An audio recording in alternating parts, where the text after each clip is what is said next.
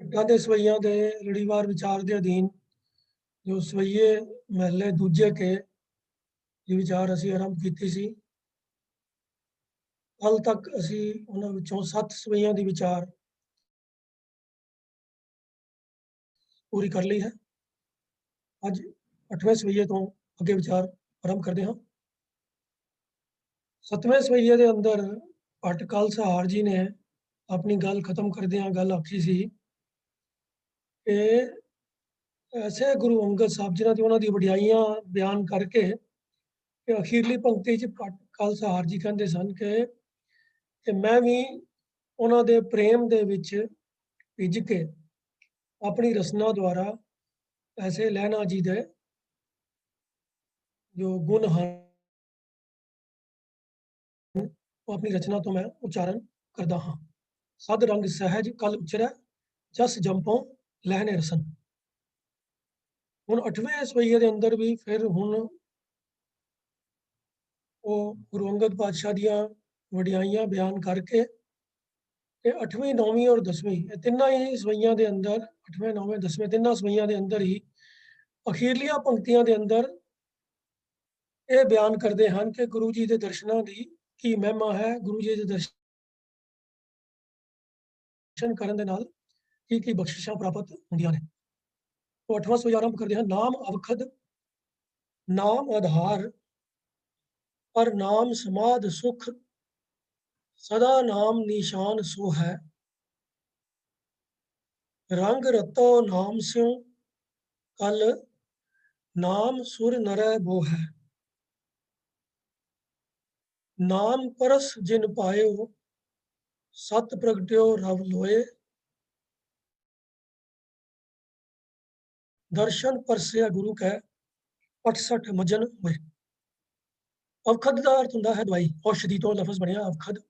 Original लफ्ज संस्कृत है औषधि। औषध तो औषध, औषध तो फिर अवखद। तो नाम अवखद, नाम आधार। आधार का अर्थ है सहारा, बेस, जिहदा आधार होवे। आधार अजकल वैसे भी बहुत पॉपुलर है वर्ड, सब दे आधार कार्ड बनने जरूरी होए हुए हैं।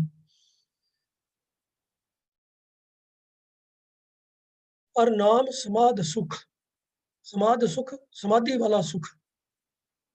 निशान ਦਾ ਜੋ ਅਖਰੀ ਅਰਥ ਹੈ ਉਹ ਹੈ ਝੰਡਾ। ਨਿਸ਼ਾਨ ਸਾਹਿਬ ਅਸੀਂ ਜਿਵੇਂ ਖਾਲਸਾਈ ਨਿਸ਼ਾਨ ਨੂੰ ਕਹਿੰਦੇ ਹਾਂ, ਫਲੈਗ ਨੂੰ, ਝੰਡੇ ਨੂੰ। ਤੋਂ ਨਿਸ਼ਾਨ, ਨਿਸ਼ਾਨੀ, ਝੰਡਾ। ਰੰਗ ਰਤੋ, ਰਤੋ ਦਾ ਅਰਥ ਹੁੰਦਾ ਹੈ ਰੰਗਿਆ ਹੋਇਆ। ਰੰਗ ਦਾ ਅਰਥ ਹੈ ਪਿਆਰ। ਤੋਂ ਰੰਗ ਰਤੋ ਦਾ ਅਰਥ ਹੋ ਗਿਆ ਪਿਆਰ ਦੇ ਅੰਦਰ ਰੰਗਿਆ ਹੋਇਆ, ਪਿਆਰ, ਪਿਆਰ ਵਿੱਚ ਭਿੱਜਿਆ ਹੋਇਆ। ਸੁਰ ਮੈਨੇ ਦੇਵਤੇ, ਨਰ ਮੈਨੇ ਮਨੁੱਖ। ਪਰਸ ਦਾ ਅਰਥ ਹੈ ਛੂਣਾ।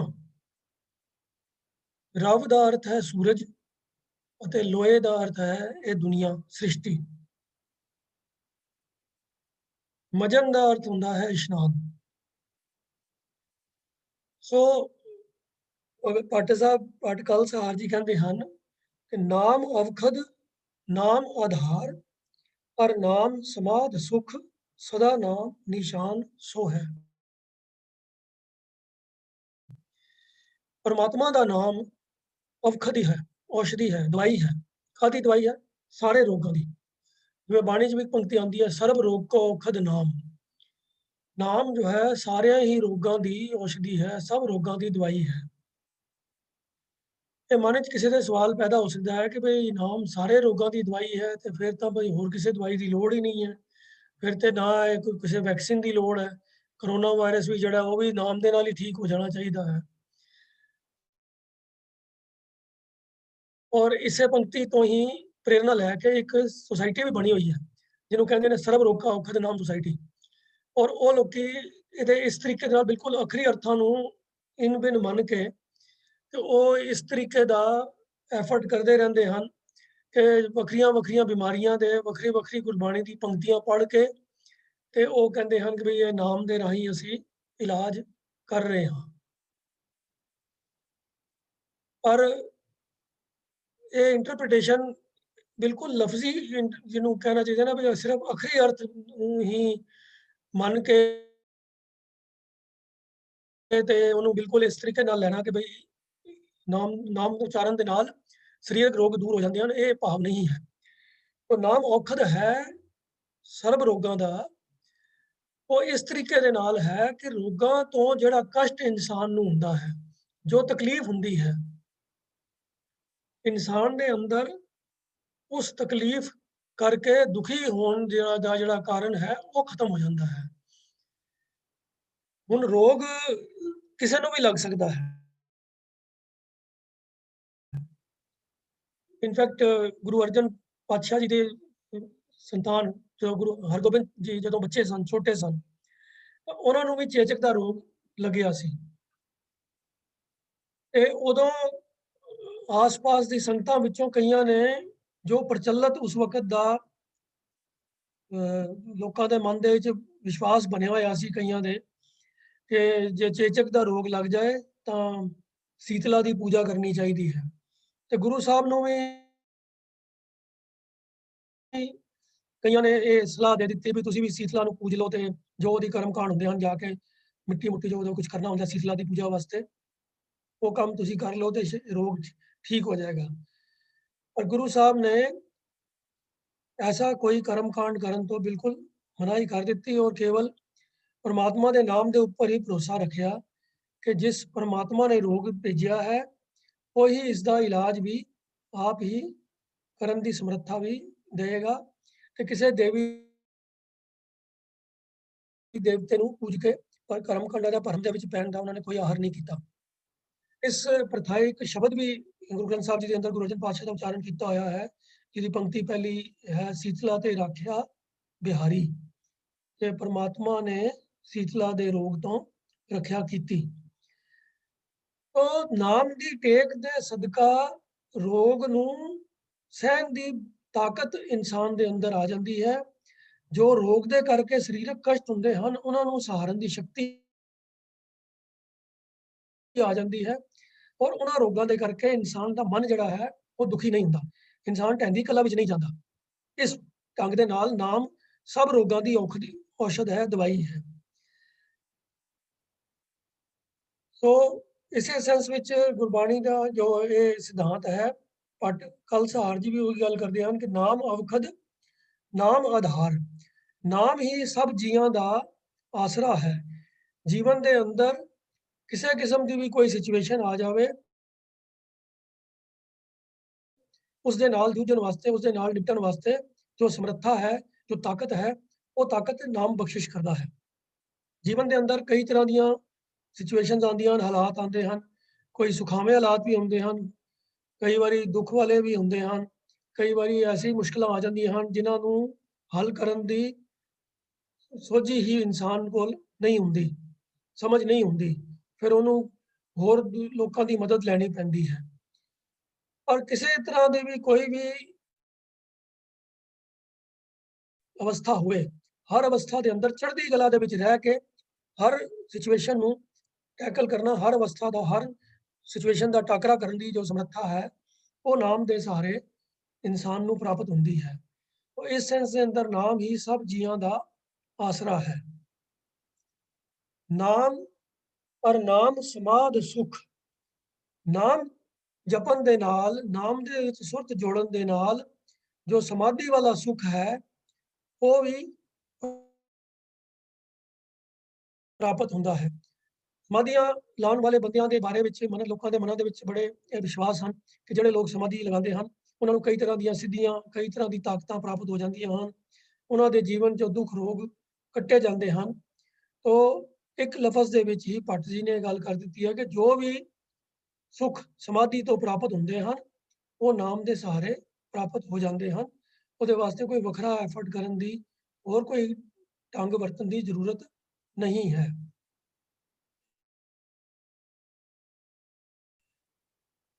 सदा नाम निशान सो है। नाम जड़ा है, नाम का जो निशान है, नाम का जो झंडा है वो हमेशा ही गुरु अंगद देव जी के हत्थों के अंदर शोभता है। किसी के हत्थों के झंडा शोभना मतलब की है कि उसने हमेशा ही उस चीज़ को अपने जीवन का ਨਿਸ਼ਾਨਾ ਮਿਥਿਆ ਹੋਇਆ ਹੈ, ਉਹਦੇ ਜੀਵਨ ਦੇ ਅੰਦਰ ਇਹ ਮੁੱਖ ਉਹਦਾ ਨਿਸ਼ਾਨਾ ਹੈ, ਇਸੇ ਦੇ ਅਧੀਨ ਹੀ ਉਹ ਚੱਲਦਾ ਹੈ। ਜਦੋਂ ਕਿਤੇ ਵੀ ਕੋਈ ਸਪੈਸ਼ਲ ਫੰਕਸ਼ਨ ਹੁੰਦੇ ਹਨ ਤਾਂ ਇੱਕ ਬੰਦਾ ਝੰਡਾ ਲੈ ਕੇ ਅੱਗੇ ਲੀਡ ਕਰਦਾ ਹੈ। ਜਦੋਂ ਗੇਮਸ ਵੀ ਹੁੰਦੀਆਂ ਹਨ ਉਦੋਂ ਵੀ ਹਰ ਦੇਸ਼ ਦੀ ਜੋ ਟੀਮ ਹੁੰਦੀ ਹੈ ਉਹਨਾਂ ਦੇ ਵਿੱਚੋਂ ਜਦੋਂ ਮਾਰਚ ਪਾਸਟ ਹੁੰਦਾ ਹੈ ਤਾਂ ਇੱਕ ਬੰਦਾ ਉਹਨਾਂ ਦੇ ਵਿੱਚੋਂ ਆਪਣੇ ਦੇਸ਼ ਦਾ ਝੰਡਾ ਲੈ ਕੇ ਅੱਗੇ ਚੱਲਦਾ ਹੈ। ਉਹ ਇਹ ਨਿਸ਼ਾਨੀ ਪ੍ਰਗਟ ਕਰਦਾ ਹੈ ਕਿ ਭਈ ਜੇ ਸਾਰੀ ਟੀਮ ਹੈ ਇਸੇ ਝੰਡੇ ਦੇ ਹੇਠਾਂ ਹੀ ਇਸੇ ਭਾਵਨਾ ਦੇ ਨਾਲ ਕਿ ਇਸ ਝੰਡੇ ਦੀ ਅਸੀਂ ਚੜ੍ਹਦੀ ਕਲਾ ਰੱਖਣੀ ਹੈ, ਉਹ ਇਸਦੇ ਥੱਲੇ ਚੱਲਦੇ ਹਨ। ਤਾਂ ਗੁਰੂ ਅੰਗਦ ਦੇਵ ਜੀ ਦੇ ਹੱਥ ਵਿੱਚ ਵੀ ਹਮੇਸ਼ਾ ਨਾਮ ਦਾ ਝੰਡਾ ਹੀ ਸ਼ੋਭਦਾ ਹੈ, ਜਿਹਦਾ ਭਾਵ ਇਹ ਹੈ ਕਿ ਗੁਰੂ ਅੰਗਦ ਦੇਵ ਜੀ ਵੀ ਨਾਮ ਦੇ ਉੱਪਰ ਹੀ ਪੂਰਨ ਆਸਥਾ, ਪੂਰਨ ਵਿਸ਼ਵਾਸ ਰੱਖਦੇ ਹਨ ਅਤੇ ਹਰ ਕਿਸੇ ਨੂੰ ਇਸ ਪ੍ਰਭੂ ਦੇ ਨਾਮ ਦੇ ਨਾਲ ਹੀ ਜੋੜਦੇ ਹਨ। ਸੋ ਨਾਮ ਅਵਖਦ, ਨਾਮ ਆਧਾਰ, ਔਰ ਨਾਮ ਸਮਾਧ ਸੁਖ, ਸਦਾ ਨਾਮ ਨਿਸ਼ਾਨ ਸੋ ਹੈ। परमात्मा ਦਾ ਨਾਮ ਹੀ ਸਾਰੇ ਰੋਗਾਂ ਦੀ ਦਵਾਈ ਹੈ। परमात्मा ਦਾ ਨਾਮ ਹੀ ਸਭ ਜੀਵਾਂ ਦਾ ਆਸਰਾ ਹੈ। ਨਾਮ ਹੀ ਸਮਾਧੀ ਵਾਲਾ ਸੁਖ ਦੇਣ ਵਾਲਾ ਹੈ ਅਤੇ ਇਸ ਨਾਮ ਦਾ ਨਿਸ਼ਾਨ ਝੰਡਾ ਹਮੇਸ਼ਾ ਹੀ ਗੁਰੂ ਅੰਗਦ ਦੇਵ ਜੀ ਦੇ ਪਾਵਨ ਹੱਥਾਂ ਦੇ ਅੰਦਰ ਸ਼ੋਭਦਾ ਹੈ। ਦੂਸਰੀ ਪੰਕਤੀ ਵਿੱਚ ਕਹਿੰਦੇ ਹਨ, ਰੰਗ ਰਤੋ ਨਾਮ ਸਿਉ ਕਲ ਨਾਮ ਸੁਰ ਨਰੈ ਬੋ ਹੈ। ਗੁਰੂ ਅੰਗਦ ਦੇਵ ਜੀ ਦਾ ਕਲ ਸਹਾਰ ਆਖਦਾ ਹੈ, ਕਲ ਸਹਾਰ ਤੋਂ ਆਖ ਤੇ ਗੁਰੂ ਅੰਗਦ ਦੇਵ ਜੀ ਦਾ ਮਨ ਜਿਹੜਾ ਹੈ ਉਹ ਨਾਮ ਦੇ ਨਾਲ ਪ੍ਰੇਮ ਦੇ ਵਿੱਚ ਰੰਗਿਆ ਹੋਇਆ ਹੈ ਅਤੇ ਇਹ ਨਾਮ ਸਭ ਦੇਵਤਿਆਂ ਅਤੇ ਮਨੁੱਖਾਂ ਨੂੰ ਵੀ ਸੁਗੰਧਿਤ ਕਰਦਾ ਹੈ। ਕੋਈ ਚੀਜ਼ ਅਗਰ ਜਿਹਦੇ ਅੰਦਰ ਨੈਚੁਰਲ ਸੁਗੰਧੀ ਹੋਵੇ ਤਾਂ ਉਹਦੀ ਸੰਗਤ ਦੇ ਵਿੱਚ ਅਗਰ ਜੇ ਕੋਈ ਵੀ ਦੂਸਰੀ ਵਸਤੂ ਆਵੇ, ਕੋਈ ਵੀ ਇਨਸਾਨ ਆਵੇ ਤਾਂ ਉਸ ਸੁਗੰਧੀ ਦੇ ਨਾਲ ਸੰਗਤ ਕਰਨ ਵਾਲਿਆਂ ਨੂੰ ਹੀ ਸੁਗੰਧੀ ਦਾ ਲਾਭ ਮਿਲ ਜਾਂਦਾ ਹੈ, ਉਹਨਾਂ ਦੇ ਸਰੀਰ ਵੀ ਸੁਗੰਧਿਤ ਹੋ ਜਾਂਦੇ ਹਨ। ਉਹ ਭੱਟ ਕਲ ਸਹਾਰ ਜੀ ਕਹਿੰਦੇ ਹਨ ਕਿ ਗੁਰੂ ਅੰਗਦ ਪਾਤਸ਼ਾਹ ਤਾਂ ਪਰਮਾਤਮਾ ਦੇ ਨਾਮ ਦੇ ਪਿਆਰ ਦੇ ਵਿੱਚ ਰੰਗੇ ਹੋਏ ਹਨ ਔਰ ਇਸ ਨਾਮ ਦੀ ਸੁਗੰਧੀ ਉਹਨਾਂ ਦੀ ਸੰਗਤ ਵਿੱਚ ਕੋਈ ਵੀ ਆਵੇ, ਚਾਹੇ ਕੋਈ ਦੇਵਤੇ ਜਾਂ ਕੋਈ ਜੀਵ, ਕੋਈ ਮਨੁੱਖ, ਉਹ ਸਭ ਨੂੰ ਉਸ ਸੁਗੰਧੀ ਦੇ ਨਾਲ ਉਹ ਵੀ ਸੁਗੰਧਿਤ ਕਰ ਦਿੰਦੇ ਹਨ। ਭਾਵ ਜੋ ਕੋਈ ਵੀ ਗੁਰੂ ਅੰਗਦ ਦੇਵ ਜੀ ਦੀ ਸੰਗਤ ਵਿੱਚ ਆਉਂਦਾ ਹੈ ਉਹ ਵੀ ਨਾਮ ਦੀ ਪਿਆਰ ਦੀ ਰੰਗ ਦੇ ਨਾਲ ਰੰਗਿਆ ਜਾਂਦਾ ਹੈ, ਉਹਨਾਂ ਨੂੰ ਵੀ ਇਸ ਸੁਗੰਧੀ ਤੋਂ ਲਾਭ ਪ੍ਰਾਪਤ ਹੁੰਦਾ ਹੈ।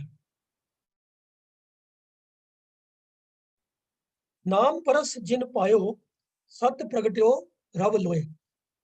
ਤੀਸਰੀ ਪੰਕਤੀ ਵਿੱਚ ਭੱਟ ਕਲ ਸਹਾਰ ਜੀ ਕਹਿੰਦੇ ਹਨ ਕਿ ਗੁਰੂ ਅੰਗਦ ਦੇਵ ਜੀ ਨੇ ਜੋ ਨਾਮ ਦੀ ਛੋਹ ਦੇ ਨਾਲ ਜੋ ਅਵਸਥਾ ਪ੍ਰਾਪਤ ਕੀਤੀ ਹੈ, ਉਹਨਾਂ ਦੇ ਦਰਸ਼ਨ ਕੀਤਿਆਂ, ਉਹਨਾਂ ਨੂੰ ਛੋਹਿਆ, ਉਹਨਾਂ ਦੀ ਸੰਗਤ ਕੀਤਿਆਂ ਜਿਹੜੇ ਲੋਕ ਵੀ ਹਨ ਉਹ ਵੀ ਇਸ ਨਾਮ ਦੇ ਰੰਗ ਦੇ ਵਿੱਚ ਰੰਗੇ ਜਾਂਦੇ ਹਨ।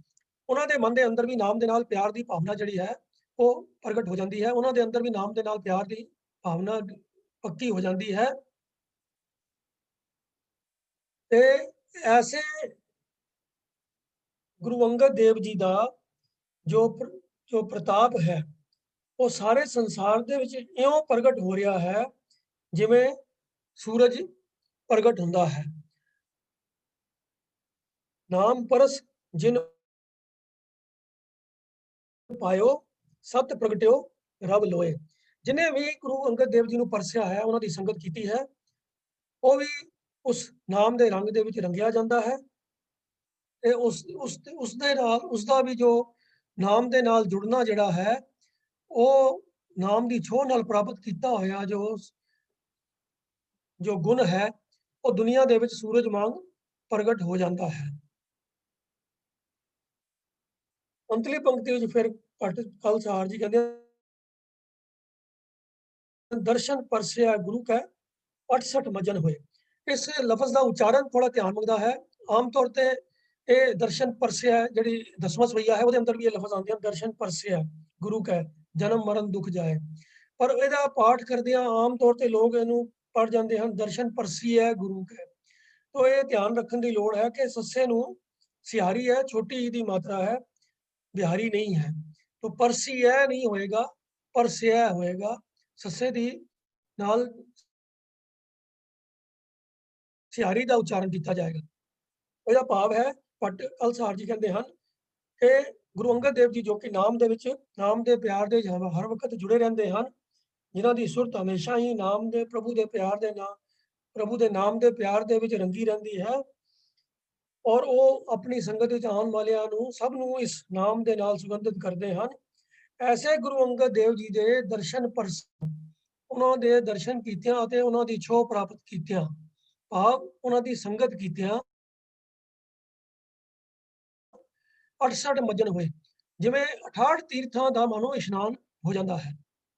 ये 68 तीर्थ का जो इशनान की जो मानता है, ये साडे भारतीय समाज के अंदर पुराने जिहड़े सी उन्हां और अज भी जिहड़ा सनातन मत है ਉਹਦੇ अंदर बहुत लोगों के मनां के अंदर विश्वास है कि जिहड़ा इंसान 68 तीर्थां का इशनान कर लवे ਉਹਦਾ मानो सारा जन्म मरण दुख कटिया जाता है, सारे ਉਹਦੇ जीवन ਉਹਦੀ आत्मक अवस्था उच्ची हो जाती है।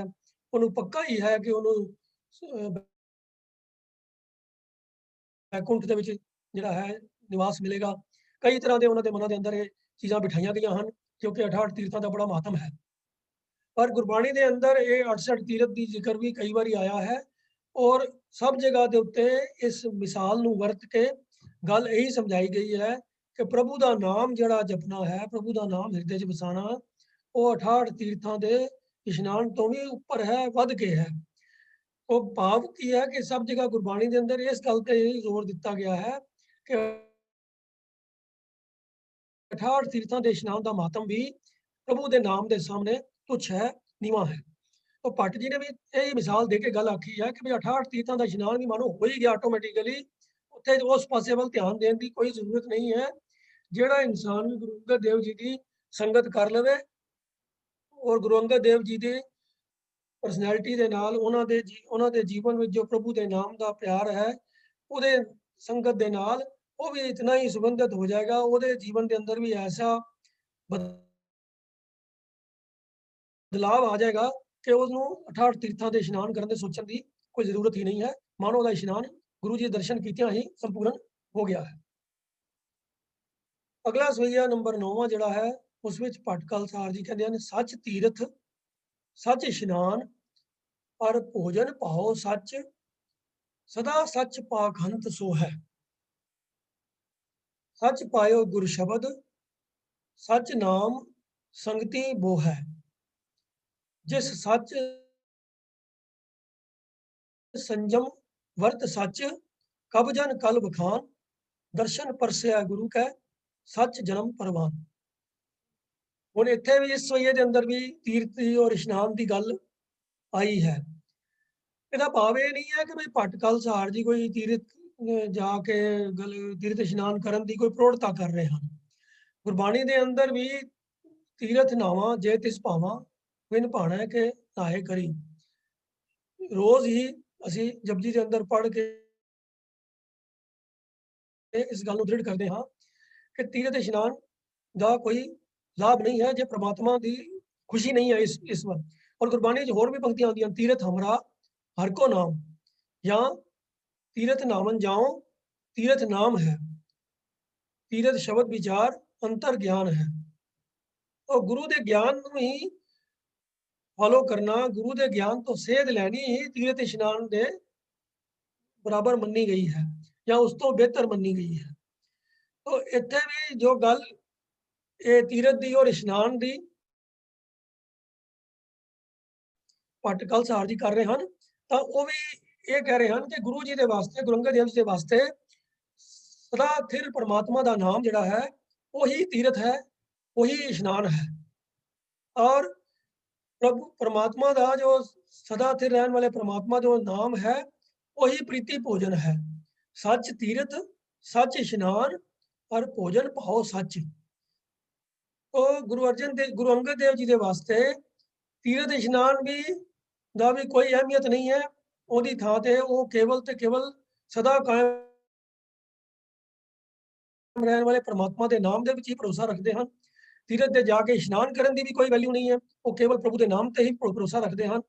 ਔਰ ਭਾਂਤ ਦੇ ਜੋ ਪ੍ਰੀਤੀ ਭੋਜਨ ਹਨ, ਭੋਜਨ ਪਾਓ, ਪ੍ਰੀਤੀ ਭੋਜ ਜਿਹੜੇ ਹਨ, ਭਾਂਤ ਦੇ ਭੋਜਨ ਜਿਹੜੇ ਹਨ, ਉਹਨਾਂ ਦੀ ਥਾਂ ਵੀ ਉਹ ਪ੍ਰਭੂ ਦੇ ਨਾਮ ਦੇ ਨਾਲ ਹੀ ਪ੍ਰੇਮ ਕਰਦੇ ਹਨ। ਉਸੇ ਵਿੱਚੋਂ ਹੀ ਉਹਨਾਂ ਨੂੰ ਰਸ ਪ੍ਰਾਪਤ ਹੁੰਦਾ ਹੈ, ਨਾ ਕਿ ਵੱਖ-ਵੱਖ ਭੋਜਨਾਂ ਦੇ ਵਿੱਚੋਂ ਉਹਨਾਂ ਨੂੰ ਕੋਈ ਆਨੰਦ ਮਿਲਦਾ ਹੈ। ਪ੍ਰਭੂ ਦਾ ਨਾਮ ਹੀ ਉਹਨਾਂ ਦੀ ਆਤਮਿਕ ਖੁਰਾਕ ਹੈ। ਸਦਾ ਸੱਚ ਪਾਖੰਤ ਸੋ ਹੈ।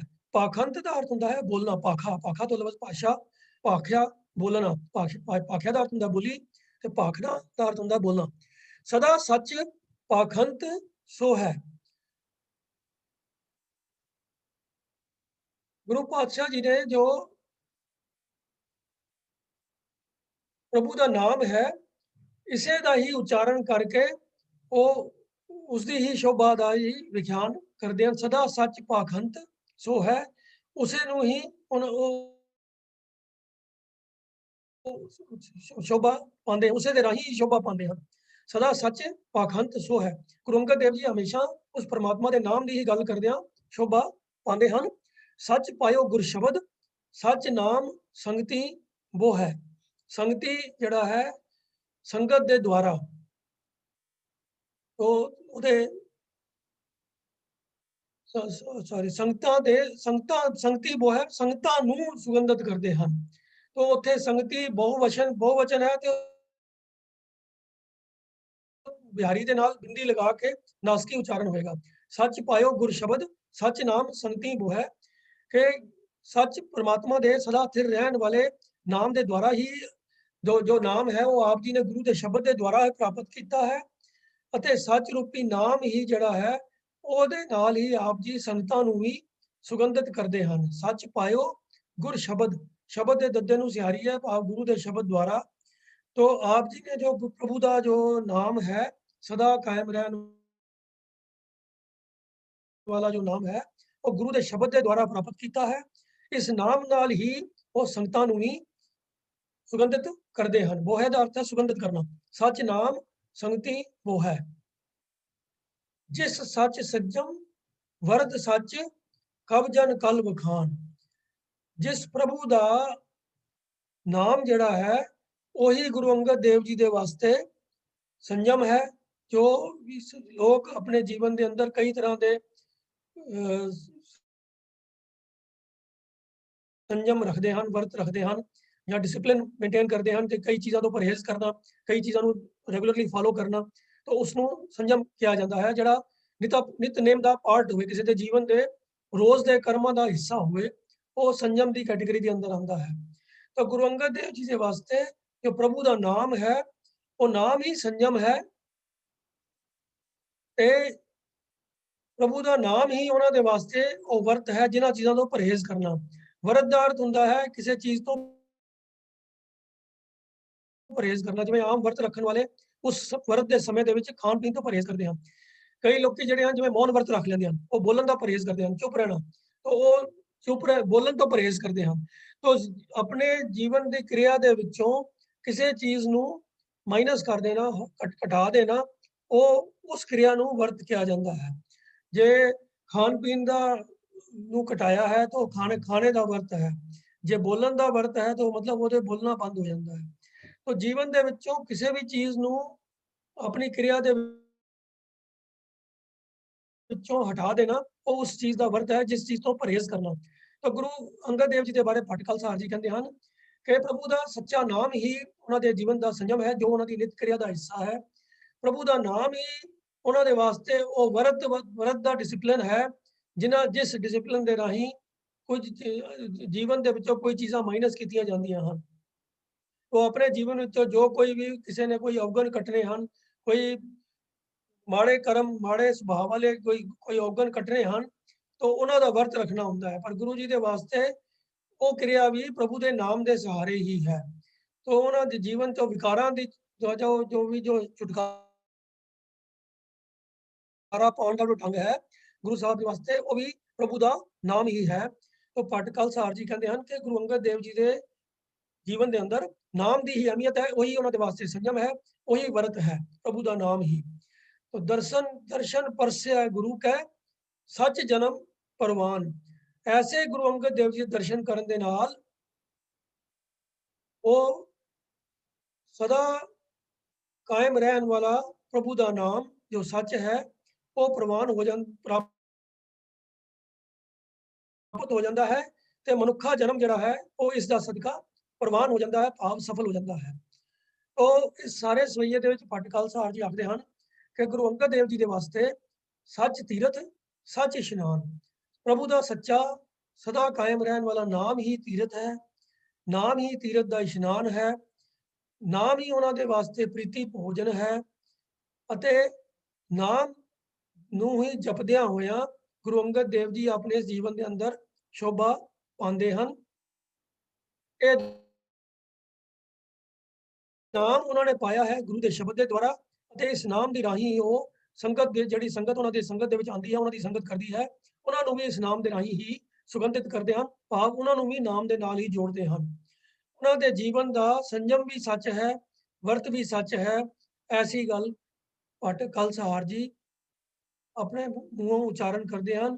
ਇਹ ਕਹਿੰਦੇ ਹਨ ਕਿ ਗੁਰੂ ਅੰਗਦ ਦੇਵ ਜੀ ਦਾ ਜੀਵਨ ਦੇ ਅੰਦਰ ਨਿਰੋਲ ਸੱਚ ਦਾ ਹੀ इंपॉर्टेंस है। तो ऐसे गुरु अंगद देव जी दर्शन करके ਜਿਹੜਾ ਵੀ ਮਨੁੱਖ ਉਹਨਾਂ ਦੀ ਸੰਗਤ ਕਰਦਾ ਹੈ ਉਸ ਨੂੰ ਵੀ ਉਹ ਸਦਾ ਸਥਿਰ ਰਹਿਣ ਵਾਲੇ ਪ੍ਰਭੂ ਦਾ ਨਾਮ ਪ੍ਰਾਪਤ ਹੋ ਜਾਂਦਾ ਹੈ ਅਤੇ ਉਸ ਦਾ ਮਨੁੱਖਾ ਜਨਮ ਸਫਲ ਹੋ ਜਾਂਦਾ ਹੈ। तो अगला सवैया जो है, जो आखिरी सवैया है सवैये मेले दूजे का 10वां सवैया, और ये सवैया आम तौर ते गुरु दरबार के अंदर आम तौर पर जो हुक्म लैन तो पहला ग्रंथी सिंह जो है इस सवैये का उच्चारण बहुत बारी करते हैं। अमे दृष्ट शुभ करै हरै अग पाप सकल मल, काम क्रोध अर लोभ मोह वस करै सबै बल,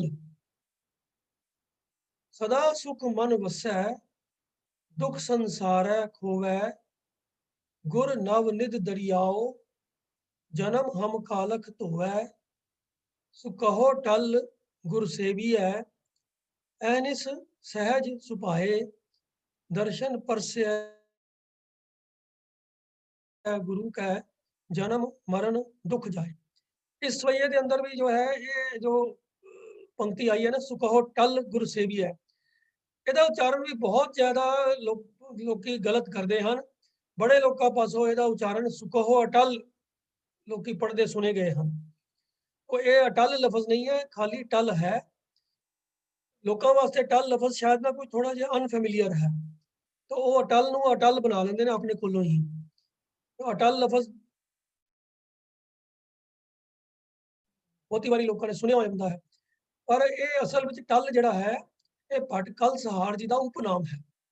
तो बहुते बाकी के सवैया के अंदर उन्होंने कल लफज वरत्या है, अपने नाम व कवि की छाप मोर छाप जो लगाई है, पर इस अखीरले सवैये के अंदर उन्होंने कल की जगह के उत्ते अपना जो उपनाम टल है वो वरत्या है। कई जने टल लफज तो यह भुलेखा पै जाता है कि बई ये कोई होर वखरा भट्ट है, कल सहार नहीं है।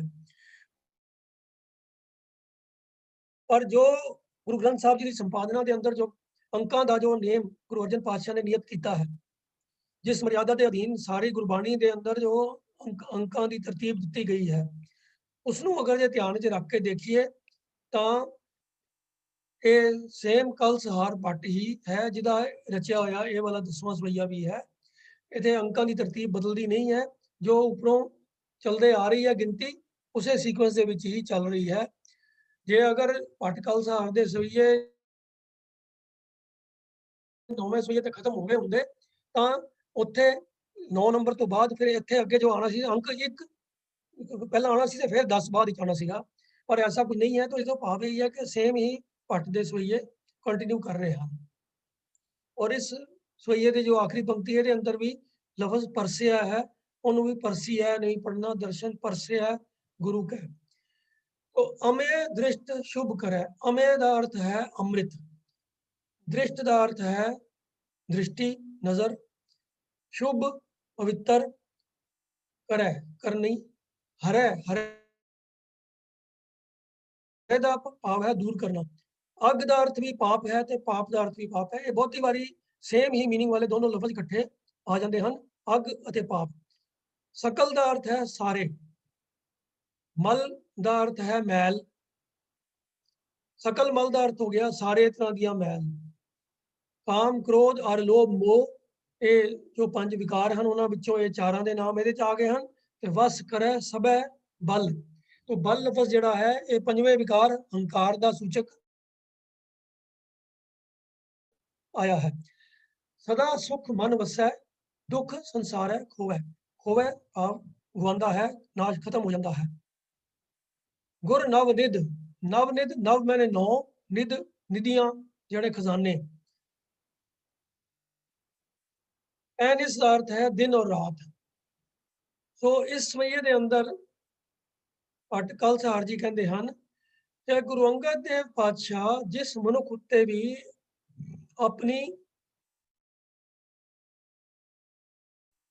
ਅੰਮ੍ਰਿਤ ਰੂਪੀ ਦ੍ਰਿਸ਼ਟੀ ਕਰਦੇ ਹਨ, ਅਮੇ ਦ੍ਰਿਸ਼ਟ ਸ਼ੁਭ ਕਰੈ।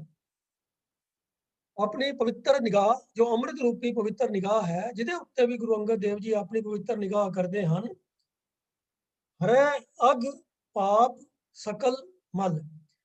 ਉਹ ਉਸ ਦੇ ਸਾਰੇ ਪਾਪ ਅਤੇ ਸਾਰੀਆਂ ਮੈਲਾਂ ਉਹਦੇ ਅੰਦਰੋਂ ਦੂਰ ਕਰ ਦਿੰਦੇ ਹਨ। ਭਾਵ ਕੀ ਹੈ ਕਿ ਜਿਹੜਾ ਵੀ ਇਨਸਾਨ ਗੁਰੂ ਅੰਗਦ ਦੇਵ ਜੀ ਦੀ ਸੰਗਤ ਵਿੱਚ ਆਉਂਦਾ ਹੈ, ਉਹਨਾਂ ਦੀ ਆਪਣੀ ਜੋ ਮਾਤਮਕ ਅਵਸਥਾ ਹੈ, ਜਿਹਦੇ ਵਿੱਚ ਉਹ ਕੇਵਲ ਤੇ ਕੇਵਲ ਪ੍ਰਭੂ ਪਰਮਾਤਮਾ ਦੇ ਨਾਮ ਦੇ ਨਾਲ ਹੀ ਉਹਨਾਂ ਦੀ ਸੁਰਤ ਹਮੇਸ਼ਾ ਜੁੜੀ ਰਹਿੰਦੀ ਹੈ, ਉਸ ਅਵਸਥਾ ਦਾ ਪ੍ਰਭਾਵ ਉਹ ਸੰਗਤ ਵਿੱਚ ਆਉਣ ਵਾਲਾ ਜੀਵ ਵੀ ਗ੍ਰਹਿਣ ਕਰਦਾ ਹੈ।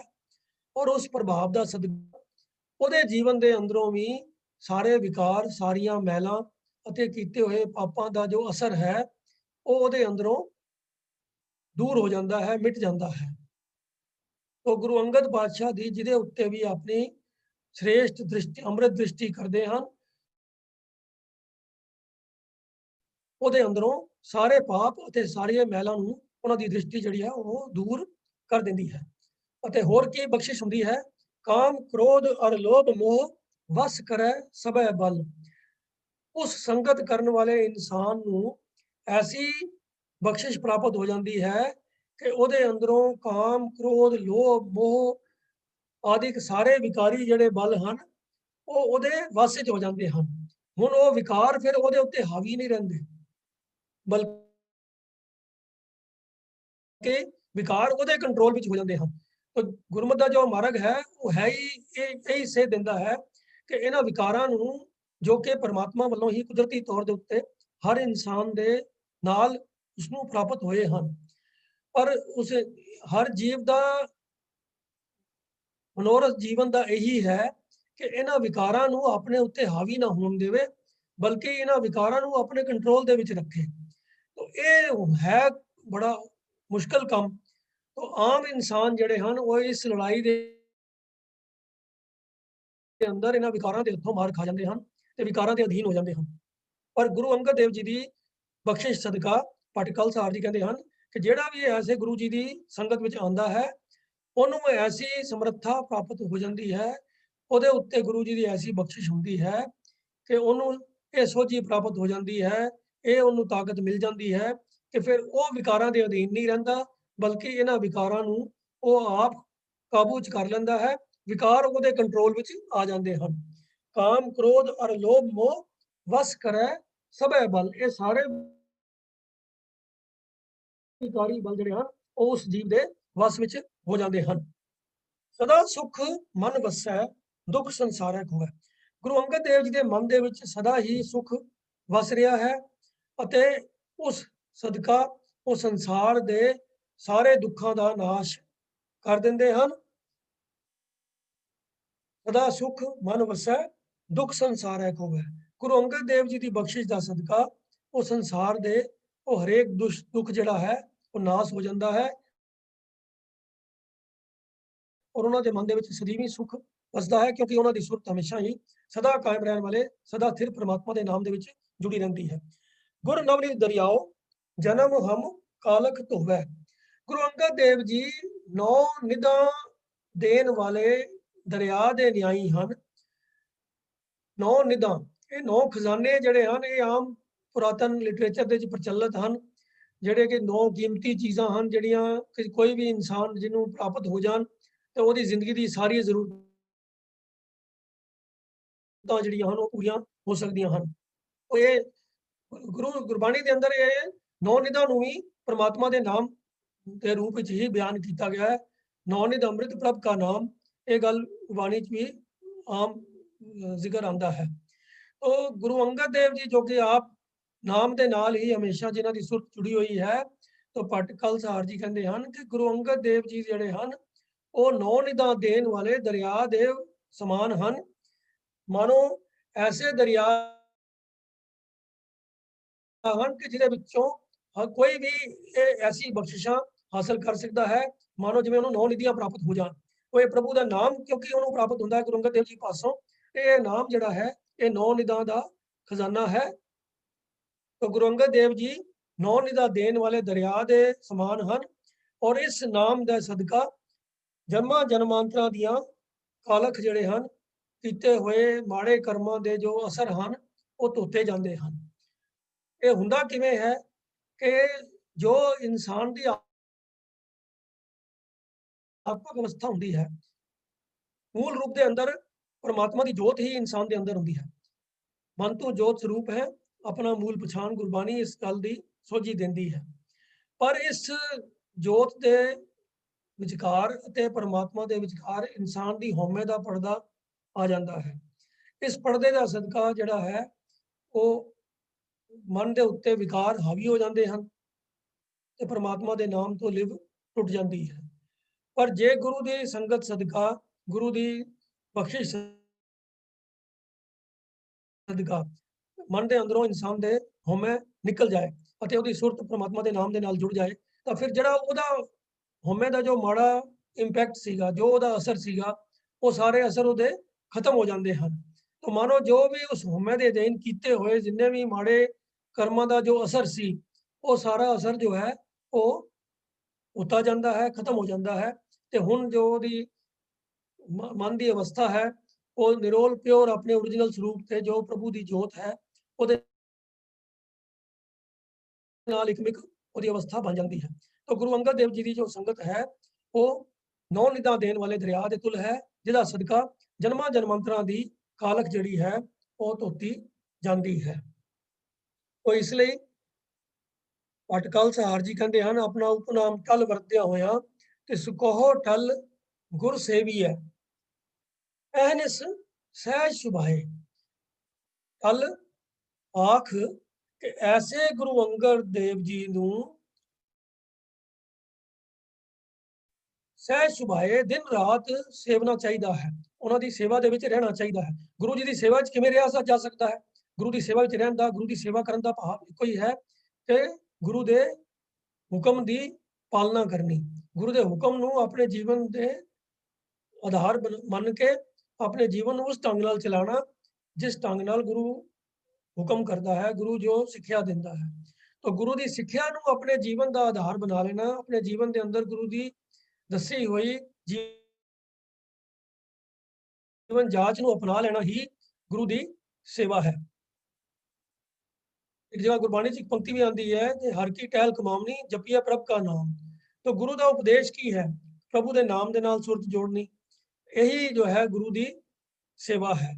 तो गुरु अंगद देव जी की सेवा भी दिन रात करनी चाहिए है। भाव जो गुरु अंगद देव जी का उपदेश है उसनों अपने जीवन में ग्रहण करना चाहिए है, दिन रात उसनों अपने ध्यान च रखना चाहिए है।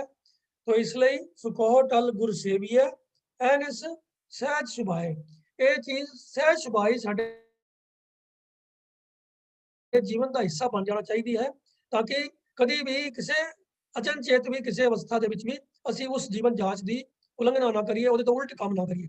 तो ये ऐसा जीवन का पार्ट बन जाना चाहिए है जो साडे निता प्रति कर्म का पक्का हिस्सा बन जाना चाहिए है। सुकोह टल गुर सेवीए एनिस दिन रात सहज सुभाए, पक्का ही जिहड़ा साडे जीवन का हिस्सा बन जाए। तो उहदे नाल की होएगा फिर? दर्शन परसिया गुरु का जन्म मरण दुख जाए। ऐसे गुरु अंगद देव जी की संगत करन दे नाल ये जो सहज सुभाए जीवन की जो ਚਾਲ ਹੈ ਉਹ ਪ੍ਰਾਪਤ ਹੋ ਜਾਏਗੀ। ਉਹ ਜੀਵਨ ਦੇ ਟੋਰ ਐਸੀ ਬਣ ਜਾਏਗੀ ਜਿਹਦੇ ਅੰਦਰ ਸੁਰਤ ਜਿਹੜੀ ਹੈ ਪ੍ਰਮਾਤਮਾ ਦੇ ਨਾਮ ਦੇ ਨਾਲ ਲਿਵਲੀਨ ਹੋ ਜਾएगी, जुड़ी रहेगी। अठे पैर इक तै लिवै, मन्नन हुक्म अपार वाली जो अवस्था है वो प्राप्त हो जाएगी। तो ऐसे गुरु जी ਦੇ ਦਰਸ਼ਨ ਕਰਨ ਦੇ ਨਾਲ, ਉਹਨਾਂ ਦੀ ਸੰਗਤ ਕਰਨ ਦੇ ਨਾਲ ਜਨਮ ਮਰਨ ਦਾ ਦੁੱਖ ਚਲਾ ਜਾਂਦਾ ਹੈ। ਫਿਰ ਇਨਸਾਨ ਨੂੰ ਕੋਈ ਇਹ ਗਮ ਫਿਕਰ ਨਹੀਂ ਹੈ, ਕੋਈ ਜੰਮਦਾ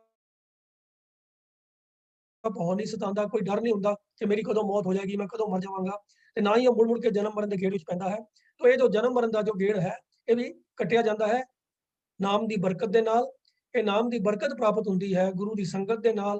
तो ऐसी गुरु दी जी जो शख्सियत है वो गुरु अंगद देव जी की शख्सियत है। भट्ट खालसार जी उन्होंने वडियाई करदे होया कहते हैं कि ऐसे गुरु अंगद साहब जी की संगत करदियां जो है जन्म मरण का गेड़ कटिया जाता है। तो ये इस सवैये ਦੇ ਨਾਲ ਹੀ ਸਵਈਏ ਮਹਿਲੇ ਦੂਜੇ ਕੇ ਜਿਹੜੇ ਹਨ ਇਹਨਾਂ ਦੀ ਸੰਪੂਰਨਤਾ ਹੁੰਦੀ ਹੈ। ਇਹ 10 ਸਵਈਏ ਹਨ ਜੋ ਕਿ ਭੱਟ ਖਾਲਸਾਰ ਜੀ ਦੇ ਹੀ ਉਚਾਰਨ ਕੀਤੇ ਹੋਏ ਹਨ। तो मेन ਇਹਨਾਂ ਸਵਈਆਂ ਦੇ ਅੰਦਰ ਵੀ ਭੱਟ ਖਾਲਸਾਰ ਜੀ ਨੇ ਗੱਲ ਇਹੀ ਆਖੀ ਹੈ ਕਿ परमात्मा ਦੀ ਦਾ ਹੀ ਰੂਪ ਗੁਰੂ ਨਾਨਕ ਦੀ ਜੋਤ ਹੈ। परमात्मा ਦੀ ਜੋਤ ਗੁਰੂ ਨਾਨਕ ਦੇ ਅੰਦਰ ਮੌਜੂਦ ਹੈ। ਉਸ ਗੁਰੂ ਨਾਨਕ ਨੇ ਆਪਣੀ ਜੋਤ ਨੂੰ ਗੁਰੂ ਅੰਗਦ ਦੇਵ ਜੀ ਦੇ ਅੰਦਰ ਟਿਕਾਇਆ, ਉਹਨਾਂ ਦੇ ਸਿਰ ਦੇ ਉੱਤੇ ਆਪਣਾ ਹੱਥ ਰੱਖਿਆ ਅਤੇ ਉਹਨਾਂ ਦੇ ਅੰਦਰ ਇਹ ਸਮਰੱਥਾ ਪੈਦਾ ਕਰ ਦਿੱਤੀ ਜੋ ਗੁਰੂ ਨਾਨਕ ਦੇਵ ਜੀ ਆਪਣੀ ਜੋ ਵੀ ਉਹਨਾਂ ਦੀ ਸ਼ਖਸੀਅਤ ਸੀ, ਜੋ ਆਪਣੀ ਉਹਨਾਂ ਦੀ ਸਮਰੱਥਾ ਸੀ, ਗੁਰੂ ਜੋ ਪ੍ਰਮਾਤਮਾ ਵਾਲੇ ਗੁਣ ਉਹਨਾਂ ਦੇ ਆਪਣੇ ਅੰਦਰ ਸਨ, ਉਹ ਸਾਰੇ ਗੁਣ, ਉਹ ਸਾਰੀ ਕਲਾ, ਉਹ ਸ਼ਕਤੀਆਂ, ਉਹ ਸਾਰੀਆਂ ਗੁਰੂ ਅੰਗਦ ਦੇਵ ਜੀ ਦੇ ਅੰਦਰ ਉਹਨਾਂ ਨੇ ਸਥਾਪਿਤ ਕਰ ਦਿੱਤੀਆਂ।